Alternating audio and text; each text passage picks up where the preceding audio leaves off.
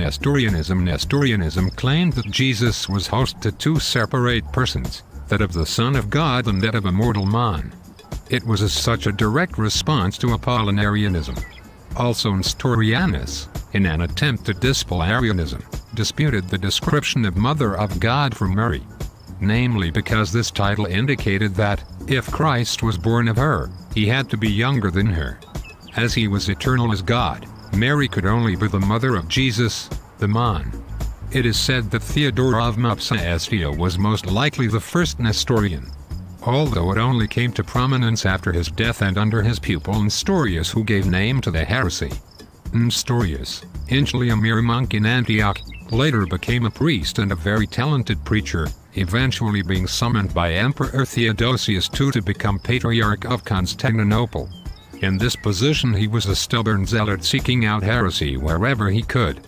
Though Cyril, the bishop of Alexandria, was his determined opponent, who soon should challenge his views on Christ in a lengthy battle of minds, in which each should seek to gain the backing of the Pope. Emperor Theodosius II first tried in vain to bring the sides together at council at Ephesus. But this failed completely. There was, so it seemed, no other way to end the quarrel other than deposing Nestorius from office. And so he was ousted from his position of patriarch and exiled first to a Syrian monastery, then to the Egyptian desert, where he died in AD 451. Nestorianism though proved a success to the east of the Roman Empire. Missions were opened in neighboring regions such as Persia as well as faraway places such as India and perhaps even China. After initial successes, Nestorianism went into gradual decline in Asia, though it has survived in scattered remnants until this day in Iraq, Iran, the United States and perhaps South India. Eutychianism, Monophysitism. In the 5th century a heresy emerged which in essence possessed many similarities with the earlier heresy of Apollinarianism. Eutychus was the head of a large monastery near Constantinople and had good contacts at court. His heresy arose as he openly disagreed with the definition of the Christian Creed of AD 433 and its condemnation of Nestorianism. He believed that it was a compromise with that heresy and hence that the Church was guilty of Nestorianism itself. Instead he developed a creed of his own which claimed that Christ did not possess two natures, divine and human, but that Christ was of two natures. In his view, Christ had merged the two natures into one, though the result of this merger was that Christ's soul was fully divine, equal to the Father, but not equal to man. It had added human attributes to Jesus, but still, in essence, left him being a god. The difference between Eutychianism and the Apollinarian heresy of the previous century is indeed only very subtle. Eutychus' case was argued at a synod at Constantinople. He was found guilty of heresy and was deposed from his office and excommunicated. But Eutychus now made use of his connections at court and persuaded the Emperor Theodosius II to call another council of bishops. In AD 449 a council packed with supporters of Eutychus, later nicknamed the Robber Council, gathered at Ephesus. But it went much further than merely reinstating Eutychus. It excommunicated the Pope. But naturally this was not to be the end of matters. The western part of the Church, together with the western court of Valentinian III, supported Pope Leo, who refused to stand down. In AD 451 a great council was called at Chalcedon at which nearly 600 bishops attended. A creed, condemning Apollinarianism, Nestorianism and Eutychianism, was finally agreed. But Eutychianism did not die. It survived under the name of Monophysitism, the eastern dominions of the empire largely turning to it, instead of traditional Christianity. Several Eastern emperors were in fact monophysites, Emperor Basiliscus even publishing a work in which he condemned both the Council of Chalcedon and the Tomb of Leo. The creed agreed at the council. Later Emperor Zeno attempted to reconcile the two sides, condemning Eutychus, but favoring the monophysite view. However, both sides rejected this. And so the heresy survived, spawning several variations along the way, which in their essence though varied very little from the initial Eutychian view. They are often referred to as the elite heresies to Eutychianism and are generally referred to under the overall term of Monophysitism. Monophysitism continued to prosper in the East but was eventually stunted by the invasion of most of the eastern dominions by the forces of Islam. though the Muslim rulers did not forbid the practice of monophysite Christianity, and so it has continued to coexist in a small form alongside Islam to this day in countries like Syria, Egypt and Ethiopia.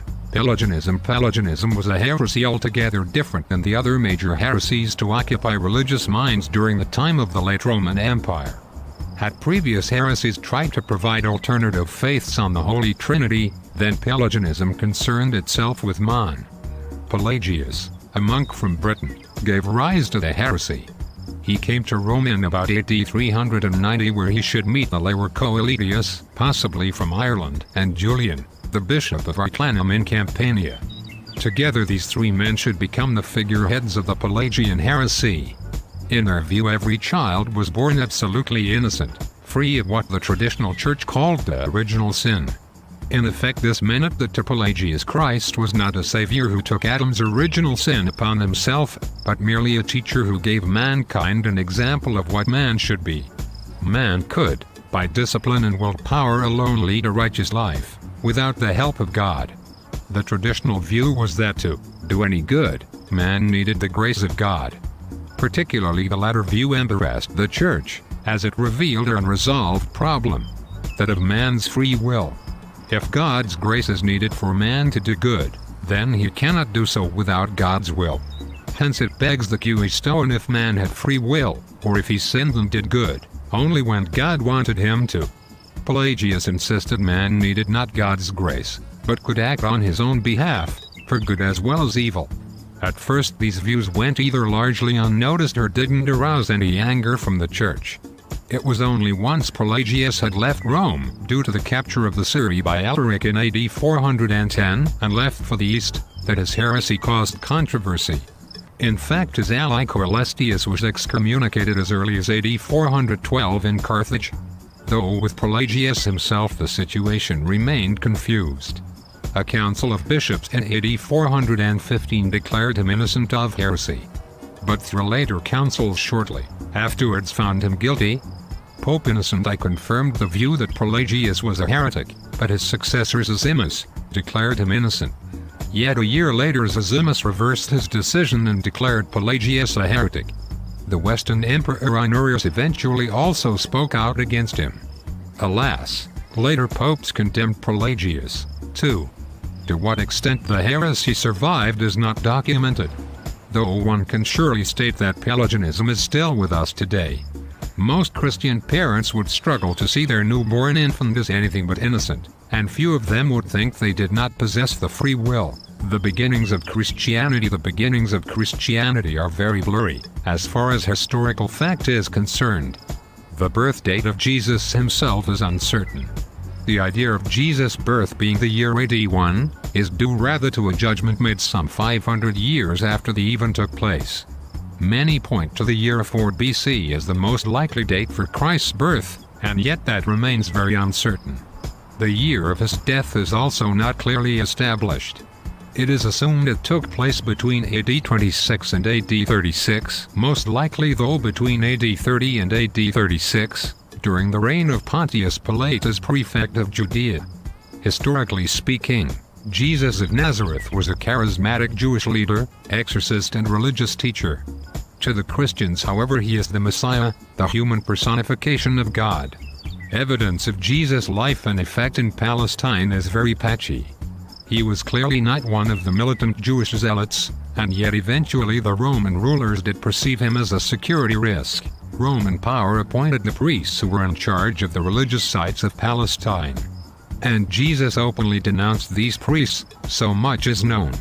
This indirect threat to Roman power, together with the Roman perception that Jesus was claiming to be the king of the Jews, was the reason for his condemnation. The Roman apparatus saw itself merely dealing with a minor problem which otherwise might have grown into a greater threat to their authority. So in essence, the reason for Jesus' crucifixion was politically motivated. However, his death was hardly noticed by Roman historians. Jesus' death should have dealt a fatal blow to the memory of his teachings, were it not have been for the determination of his followers. The most effective of these followers in spreading the new religious teachings was Paul of Tarsus, generally known as St. Paul. St. Paul, who held Roman citizenship, is famed for his missionary voyages which took him from Palestine into the Empire, Syria, Turkey, Greece and Italy, to spread his new religion to the non-Jews, for until then Christianity was generally understood to be a Jewish sect, though the actual definite outlines of the new religion of that day is largely unknown. Naturally, the general Christian ideals will have been preached, but few scriptures can possibly have been available. According to an historian, thanks for your time. Romans 16:16 Salute one another with an holy kiss. The churches of Christ salute you.